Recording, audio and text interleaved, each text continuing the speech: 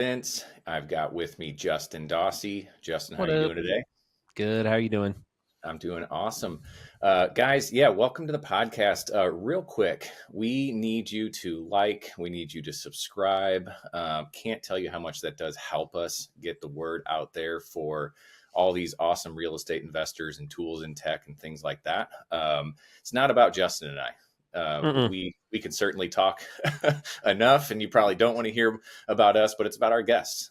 So liking and subscribing helps to get their word out there. So speaking of guests, we've got Daniel Martinez here, straight out of Southern California in San Diego, with Hive Mind. He does all land deals. So if you are at all interested in land, you need to listen to this podcast straight through, minute to minute, all the way to the end.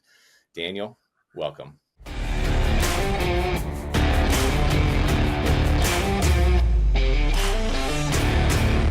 Thanks for having me. I'm excited to be here. I know we had to reschedule last time and a little bit delay here, but I'm happy to be here.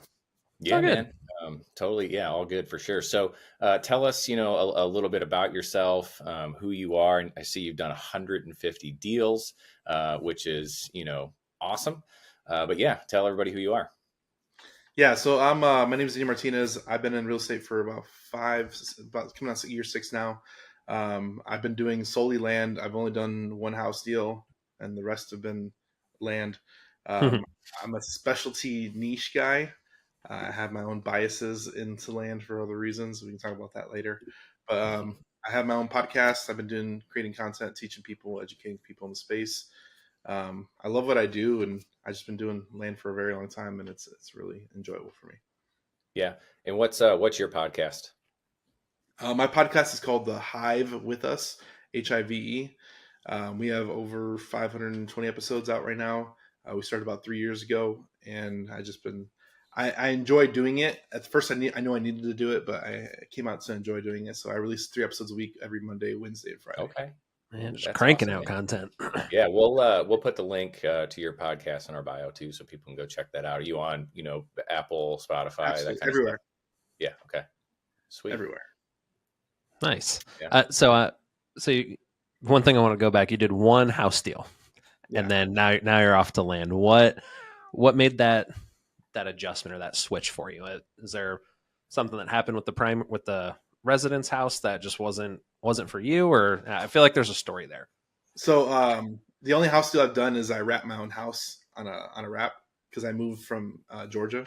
So Got it. I had equity, but it wasn't really a lot where I was going to make very much money. So about 4 years ago, I was really new into real estate. 4 or 5 years. It's been about 5 years now, 4.5 years. I just seller wrapped finance it. So if I would have sold it on the MLS at that time, this is pre-COVID, I would have made like $10,000. I actually sold it with $30,000 down, and I've been making $500 a month on it ever since. So that's kind of my only house that I've done. I did contract more houses when I first initially started, but they just fell through for different reasons.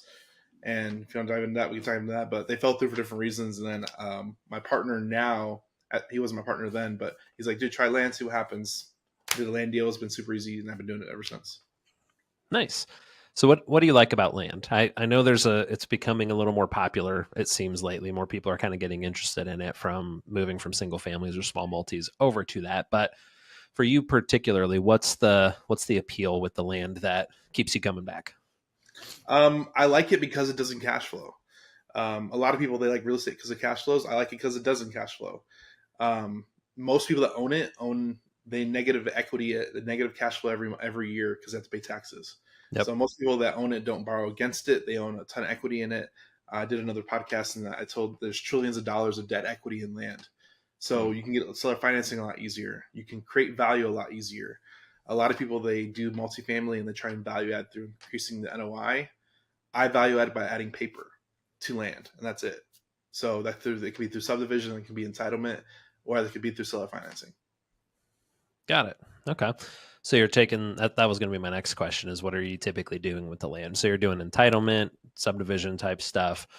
Are you ever taking that land and wholesaling it to somebody else or flipping it, or are you more on the entitlement subdivision side of things? My model's kind of been wholesaling. So all my deals I sell to the retail market. So when you wholesale, you take a haircut to send to your end buyer, make sure there's a profit spread. We just take it straight to the market. So either we get private financing to close on it and list it, and then we essentially wholesale it as kind of our base model. But we try and take everything to market that we contract. Okay. So even on seller finance deals, you're doing that too, where you've got the terms and, then you sell it at whatever rate you're selling it for. Absolutely. Got it. Very Where are interesting. you typically targeting land deals? Right now, I only do Texas urban? only. Yeah. I only do Texas only. And the reason why, Texas is a growing population state, and there's a lot of land there. So I can focus on solely doing Texas only, and I can kill it. Yeah. Lots of land in Texas. I don't know if you've ever driven through Texas, but that state takes forever to get through. Never driven through Texas, but always had an airplane, thankfully. Okay. Yeah. I did it one time, and I think I was at like 14 hours and was still in Texas. Jeez. Yep. Yeah. I used to be a truck driver, and I've driven. It took me. It was like I drove from literally. I was right outside Texarkana, and I drove all the way to El Paso. It was ridiculous. Long drive. Yeah, that's a whole day drive. Dude, I took my son one time to like it was just like at the community center. It was like where big trucks are on display and the kids can like get in them, and there's like tractors and ambulances and fire trucks, and there was a semi truck there, like the front, the front end, not the back. And yeah. I've always wondered what it looked like in the cab, in the back where you could sleep and stuff. This dude's was like absolutely tricked out, man. Had this bed in there, mini fridge. He had like Xbox, all the things in there, a bathroom, like a little mini sit down, toilet and stuff in there. It's crazy. On the back of that semi. It's like a little camper. Yeah. Those get up to like $250,000 because it's essentially an RV. Jeez. That pulls freight. Huh. Yeah. That's crazy. Well, cool, man. On the land side of things, I'm curious, like if somebody's getting new, just getting into land, right? What are some things you would, or someone who's interested in getting into land, what would you recommend for someone to get started on? Where to target, how to market, things like that. Like, what are some recommendations you could give to somebody who's interested in land? I do a lot bigger stuff these days. I'm closing on a $600,000 60-acre land parcel next week. Maybe this week. It's supposed to, it's delayed. I'm waiting on the title to clear it. But nice. A lot of it is the smaller stuff. It's you have to sell to builders. There's a lot of people in Florida. They do like 10, 15 deals a month, and all they do is they look at comps. Hey, if I can get a 5,000 square foot lot and sell it for $30,000, I'm gonna send out blind offers for 10 to 15, and I'm gonna make. And if somebody wants 20, you still do it, and you essentially reverse wholesale to a $10,000 assignment fee. So there's guys that do that all day long all over Florida. It's very predictable in Florida. I would say if you're doing small lots, sell to builders, do small stuff. A lot of land investors as a whole, they usually do that $100,000 price point or less. I'm like $500,000 and up. I like bigger properties with bigger spreads because we can make bigger profit. It's been an interesting journey to get there, but I've kind of moved up to, I try and make at least $50,000 per deal that I do. Okay. Nice. And how are you finding these deals? Like, so maybe not the big ones that you're doing currently, except I'm assuming it probably takes a little bit of time to get there and to get comfortable doing that. But that's someone that running a marketing company, we've always had that question, right? Like, what list do I pull, or how do I market specifically to land? So I'd be curious to kind of see what your experience has been with that. So when I initially started this, I was doing PPC. I did PPC for a very long time. It works really great. You get a lot of lay down sellers that come in and you don't really have to negotiate. When texting was in its boom, we did a lot of texting. Now that it's not in its boom, we pivoted to MLS. MLS and wholesalers is where we get majority of our deals now. A lot of stuff we're picking off the MLS, but I know direct mail still works really well. I would find a way to differentiate yourself in the marketplace. There's a lot of people that do direct mail in the land space as a whole, just because of our demographic. Mm-hmm. But you have to find a way to differentiate yourself in some way, shape, or form. So I think if you go after higher valuation properties, it's kind of a blue ocean strategy right now. A lot of people are scared of that multi 6-figure properties, including 7 figures. So I Yeah, think you go after bigger stuff. It's like you're fishing in in the ocean essentially. lot less competition in that as well. Absolutely. Okay, interesting. Very cool.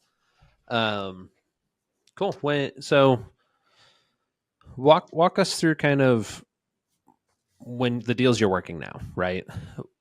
Through an entitlement process or wholetailing it, or having someone build a subdivision. What does your process kind of look like to go through that? I can do a couple different examples. So right now we actually bought a $2 million 250 acre parcel back in January this year. We're turning that into 180 dwelling units. Whether it's unrestricted land, so we might throw everything up on it. This is our biggest entitlement deal we've ever done. We've done smaller ones, but this will be the biggest. That's going to be approved in October, so that should be our biggest project to date that we're working on currently, but it's still in process. On we have another. I try not to entitle too much. Entitle is like the way of increasing value through paperwork. Mm-hmm. I try not to entitle too much because it takes too long. So we've done a couple of these in different sizing. I've done. We're working on a 5.5 acre. We're turning into 11 lots. We purchased for 225 on market, and we're turning it into 11 lots. We already have an offer for 60,000 a lot, but we're putting housing on it. So we're trying to turn that into $1 million deal, just as a good case study. And that's 5.5 acres. I bought another 10 acre lot that we're turning into 11 lots. We're in the process of throwing mobile homes on that. And we have 3 going on in the next 30 days out of the 7 lots. And then we're going to roll the cash into the other mobile homes. But we try not to entitle because it takes too long. Our basic bread and butter, what we like to do is just subdivide. So in Texas, there is a law that you can subdivide 10 acres or more without having to get county approval. So that's the secret sauce. The secret sauce is that I can buy 100 acres, I can turn it into 10 10-acre lots and find 10 individual buyers and sell that deal and make money. And it's the Costco model. When you buy in bulk, you get a price per acre discount. Yeah. And when you sell in smaller parcels, you actually make it affordable. Got it. So That's smart. I don't know. Yeah, I don't know anything about land. So Hit me. why do you decide what gets subdivided and not the person who's buying it? Because I control the deal. So I make Okay. unobtainable land obtainable. So Yeah. I do that through a couple different ways. So 100 acres might be our first 7-figure deal we did was about 2.5 years ago. It was 10,000 an acre, 107 acres. It was $1,070,000. $1,070,000 is a lot for anybody that buys. So who's your buyer when you sell land? It's usually cash buyers because most people take care of the roof over their head. Number one, people that buy land is usually excess as an investment, or they're land bankers, which we might cover that later. But they buy and hold, or they're building out their dream home, or whatever that is, right? So they're usually cash heavy to buy this. Now, that parcel we picked up for 10,000 an acre with 2-year seller financing. It was like $2,500 a month. We put $200,000 down. We ended up selling all the lots off of that in 9 months, pay off the seller, and we made $200K in cash, $200K in notes. Wow. It's super cool. Oh. I like that you said that. Make the unattainable attainable. Yeah, that's cool. Unattainable. That's the whole strategy. So the thing about land is that there's no financing in place. So we sell a lot of our land through seller financing. So we do a lot of notes. We probably did $3 to $4 million in notes last year. Very cool. We always talk about neon lights behind us. That's got to be your neon light, Daniel. Is make the unattainable attainable. It's out there, and if you understand that, like we're a lot of people that do what I do, we're the variable that makes affordable housing in certain areas, because a lot of people, they can't buy 7-figure properties, so we come up and cut it up, and that now it's $200,000 a lot. Like it's and then we sell it with $20,000 down. Now you're talking. Now you can move that property pretty easily. So it's one of the things that you got to find your value to the marketplace. What types of like headaches do you see in land? Oh, everything. I mean, all the above. I mean, it's just like there's headaches in everything. Anything Yeah. that's worth doing, there's headaches in it. Yeah. Let's be honest. Yeah. So Oh yeah. so I mean, we deal with title problems. We deal with flood zone. We deal with a lot of different types of stuff that's might not be with every house person. Like a lot of people are like, oh, do you deal with perk tests? No, I don't do small land. If I do small land, I have to perk test a lot to make sure I can put a septic system. If I'm doing 100 acres or 10-acre lots, I really don't care. I never do perk test in most cases. Yeah. I'm doing it now when I'm doing smaller stuff now, but I really don't care when I'm buying big, because if I sell it in 5-10 acre lots, they can kind of pick wherever it perks and place the house there. So you have nuanced stuff that you deal with. Florida has a lot of flood land, but they also have endangered species, endangered turtles, I was endangered going to ask about birds. that. Yeah. You got to deal with stuff like that in Florida. Whereas in Texas, you might have, some we deal with in Texas. You might have oil wells. We deal with I was oil going to say wells. We deal with fracking or pipelines, oil. Yeah. Minerals. Yeah. minerals. We deal with a lot of that stuff in Texas, where you might not have to deal with that in Florida. So it depends on where you're marketing, and this is where you have to understand your market is what issues you're going to deal with, and how are you going to overcome those issues depending on whatever it is. Makes a lot of sense. Yeah. No, I mean, like you said it 100% accurate, right? There's always going to be issues that you're going to come up with. There's going to be, no matter what kind of deal you're doing, self-storage, single family, land, whatever it is, there's something. You just got to understand what those unique niches are and what you're going to overcome and how that's going to work. So you said earlier too, that most of your deals you are funding through private money, right? Getting those deposits. How has, this is something I know I've had people ask before, but what is your typical, if you're just starting out to try and build those relationships with people for funding bigger type deals and stuff like that, how have you guys gone about that process? It has been extremely difficult. There is billions, if not trillions, of dollars for houses and storage and multifamily. All the money in the world. You can talk to anybody, and everybody understands single family.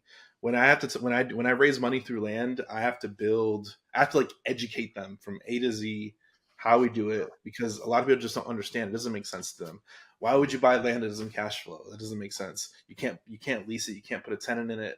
Like, that doesn't make sense to most people's brains. So we have to educate them, and then we have to put them in small transactions early on to build that credibility and relationship, and then we can kind of roll them into bigger stuff. But it happens very slowly, and we've been focusing really heavily on raising capital recently, just because where we're heading, we need a lot more. We're looking into funds and syndications and doing stuff like that, just to kind of fill the gaps as needed. But it's been extremely difficult to raise money for land.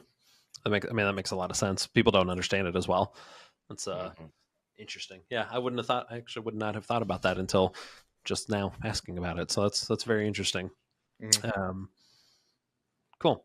I'm trying to think of how to phrase this. What's I guess what's like your guys' long-term goal with land? I know you said where you're heading, right? Like, is that something you guys are able to share? Just kind of where you're heading, what your goals are?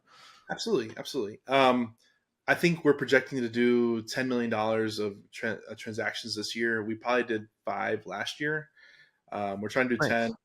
I was telling my students, like, the goal is 100 million. I don't think we'll hit it next year, but I think 2025 or 2026, let's say 2 years from now, we're trying to do 100 million. And it happens pretty easily with bigger transactions, just because my 180 lot deal is a $30 million deal, hypothetically, once it's entitled. And all we need is we have seller financing through the seller, and our capital partner's on for 18 months. So we're trying to push that deal out where we can sell $30 million worth of land without having to actually sell the deal. Or kind of refi is the other option too. So if you have the ability to raise your own money, you can stabilize a deal and sell it to yourself, hypothetically. So yeah, that's a good point. Interesting. That's very cool. Yeah, I mean, that makes sense too. With larger deals, you're doing 3 deals to get that, right? Like you said, absolutely. That 180. Absolutely, yeah. Most of our deals we buy, like, my acquisitions team is like 2 people, and my dispo is like 30. because I create inventory whenever I sell. So I need a lot more salespeople than I do acquisitions. And I just hired a new acquisitions. He's killing it. He locked up like $4 million in deals last month. Oh, nice. Yeah, that doesn't suck at all. How big did you say your team was? I have right now it's about 35. Okay. So got a lot of parts moving to make that happen. I mean, that's pretty similar to our team with Ballpoint and Colporter combined. A larger team on there. So, how this is actually a good way to kind of take this. How have you guys managed that as you've grown? Right, like you didn't start with 35 people, right? From starting where you were 5-6 years ago to where you're at now. How has that kind of transition for you as the leader in the company? It's been interesting. This is the biggest organization I've ever run or helped run in general. You have to, especially when you're early, you have to hire people that have multiple hats to help carry some of the hats you're wearing. Because when you're first starting out, you have to wear all these different hats, which is okay. But as you get bigger, you have to like delegate and release. There's a delegation and a release factor. Yep. So we started our CRM company 3 years ago, and I don't operate anything in the CRM company anymore. Like I have virtual assistants and admins that kind of control all that. So I just focus on real estate now. So I've really honed in, trained, and optimized, and I tell my team, make a decision. I don't care if you're right or wrong, just make the decision. Yeah. Nice. Is the CRM Hive Mind, is that specifically for land, or is that just a CRM for general? It's for I mean, every business should have a CRM. I try not to push it now. It's not really my main focus now. It's still optional. People can still sign up for it. But it's built on a platform called GHL, and I was one of the go high level. Yeah, I was one of the early agencies that came on.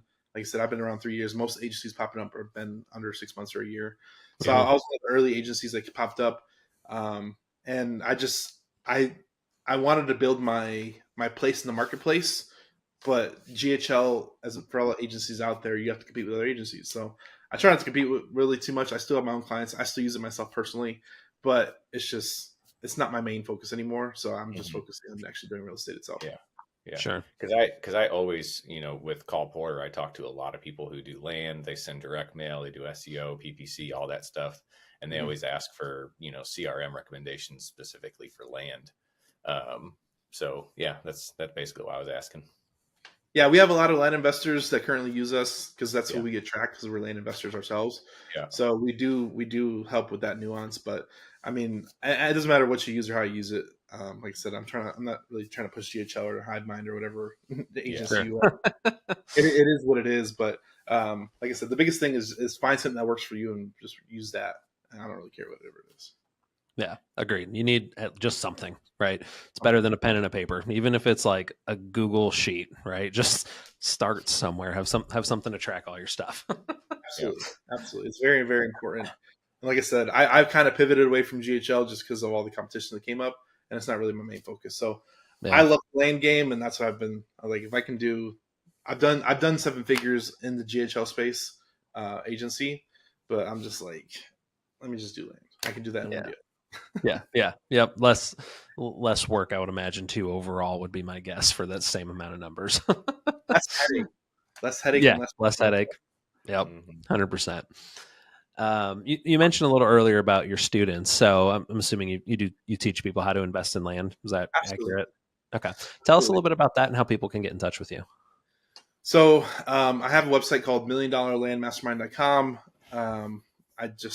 I teach, I do weekly calls, education. I have courses out there. They're from $1 to a few $100. I've helped students make 6 figures on land deals. I have a student that's currently working a deal. He's actually doing a bigger deal, and he's making like 7 figures projected on it. So nice. There's a lot of opportunity in the land space. And if you're trying to make bigger money, you have to do bigger transactions. And usually bigger transactions are capped off based off of whatever asset type you're going after. So that's why people graduate into other asset classes, because they're trying to chase bigger fees. With bigger fees, you can pay people more. You can bring better people into the business. So I think going after big stuff has kind of changed my business on its head. because you actually work with bigger professionals as it goes. Yeah, that makes a lot of sense. That's cool. Yeah, if you guys are interested in getting into any sort of land investing, make sure you reach out to Daniel's team and get a call set up. Do you guys do like a initial call, or people just go online and sign up? People just go online and sign up. Like I said, I have a lot of people. If you find me anywhere online, I'm Daniel Hive Mind on YouTube. Daniel Hive Mind on Instagram and Facebook. You just we call it follow the right rabbit. So yeah, there you go. Awesome. Well, cool, man. Yeah, Vinny, did you have anything else you wanted to run through at all?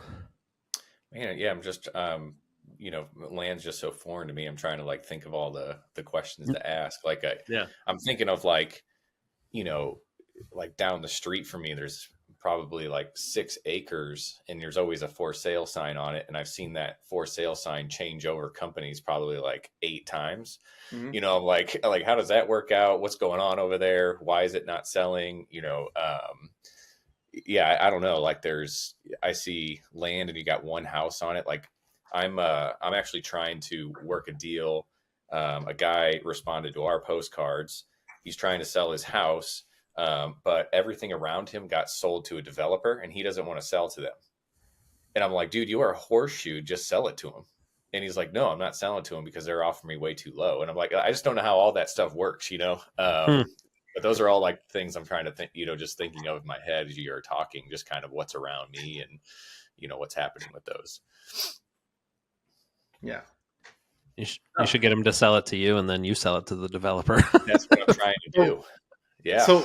So I'll even answer that question. So there's a lot of land everywhere you look. I mean, now that hopefully you hear this conversation, you're going to pay attention to it more. But it's literally everywhere you go. So you can think everything's for sale.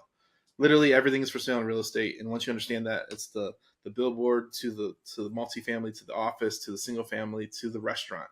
So everything is for sale. Even, and I don't know if you know this, but even the land that restaurants sit under is for sale, because the restaurants don't want to hold that asset, so they sell the lease. So everything's for sale. I talked to a old land investor when I was in Georgia, and he owned a grocery store. He did not operate the grocery store. He owned the land the grocery store sat on. The grocery store sent him a check for $50,000 a month just for owning the land the grocery store sat on. I did not know that. That's very interesting. It's almost like renting the land. Yeah. Yes. The reason why is because maybe that parcel is probably worth anywhere from $10 million. To have that on their books as a location, they can't really leverage it. So what they'll do is I'll just pay rent. So now they can build 10 locations versus having one location on one parcel. Yeah. So commercial entities, they usually lease the land from you, and you can sell that lease. Usually it's a 10 to 20 year triple net lease, double net lease, and you can sell that because it's predictive cash flow. You can sell it on a cap rate, just like commercial property. Interesting. Is there a good resource that you have found for if somebody wants to like research a land parcel, right, and find out who owns it, or like for me, I know I can go to Deal Machine at any time because we're good partners with them and work with them. But like single families, I know I can go and look at it, find all the details on the property, who owns it, back taxes, what the mortgage amount is, all that kind of stuff. Is there a similar type resource for land, or how are you doing that, running comps, or just finding out all the details about it? Because I'm thinking through my head, like there's a plot of land down the street from my house that like firework tents rent out every year, right? So as an example, if someone wanted to reach out to the person who owns that land, how do you figure that out? It's the same process. So we use one of my favorite tools is Landglide. It's like $10 a month. I love Landglide. Okay. You just find the property owner and skip trace the owner and call them directly. That's the easiest way we do it. A lot of the stuff is in county records and deed records. If you want to get that granular, if you're trying to find like a specific property, if it's in a trust or anything like that. Yeah. It's just all the ways that we normally do it in real estate. It's not really anything different. I mean, you can pull a list, you can do drive for dollars and do all the same things that everybody else does. But a lot of what I do is there's a lot of landowners as a whole. So I want to find ones, especially right now, I want to find ones that raise their hand and are ready to sell. So what's that to me? It's stuff in the MLS. So usually we try and find a price variance in the acreage that we know we can cut up. So one of the things we do is we're looking for, this is one of my acquisitions guy does. All he does is go on Zillow or Redfin, looks for 20 to 100 acres that has frontage that you can just cut up in 10 acre tracts. And we'll do that deal in 90 days, 120 days, and that's it. Super easy, super simple. And you just gotta find the price discrepancy. So if I can buy 50 acres for, let's say, $10,000 an acre, and if I can sell 10 acre tracts for 15 an acre, you now have a 1.5x multiple. Got it. Interesting. Okay, that makes sense. It's easy, but it's hard. Right. Yeah. What's the term? It's simple, but it's not easy, or something like that, or it's easy, but it's not simple. However you say it, but that makes perfect sense. How did the conversations go when you skip trace and call, folks that own land? Is it pretty similar to single family, small multifamily, where a lot of people get pissed off, or does it seem not to be as emotional involved? They're not as emotional. Most of our land sellers, they might have owned it for 50 to 100 years. It's been passed down generation to generation. They might have just inherited it. There's no sentimental value. Like, I love land because they have no options. They really don't. Like, if they have a house, they can rent it, they can Airbnb it, they can sell it, they can leave it vacant, they can burn it down. They have all these different things that they can take an insurance claim. Like, all these different options. With land, it just sits there. Like, it's just there. Like, yeah, I own this land. One of my first deals, actually, I was in Atlanta. A lady owned a property in Florida. She's like, I keep on getting citations for people dumping on my property. Can you help me? And I'm like, absolutely. So a lot of the stuff that we deal with is people that they have no attachment to it. They've just owned it, and it just sits there. It makes a lot of sense. Very cool. Well, awesome. Yeah, I mean, Daniel, I really appreciate you hopping on and talking about this today. This is something that we haven't really had a ton of guests talk about, and super insightful and very, very informational for a lot of people, I think, that just don't know anything about land. So I really appreciate you hopping on and talking about it today. Absolutely. Thanks for having me. Cool. Absolutely. We'll post all the links and everything you mentioned in the show notes and everything. So if you guys are interested in learning more about land, make sure you check out Daniel. You can look him up at Daniel Hive Mind, or what was the website again for the mastermind? $1,000,000landmastermind.com. $1,000,000landmastermind.com. So we'll put that on there as well. And yeah, appreciate you guys, and hope you guys all have a good rest of your week. Yeah. Thanks, Daniel. Bye.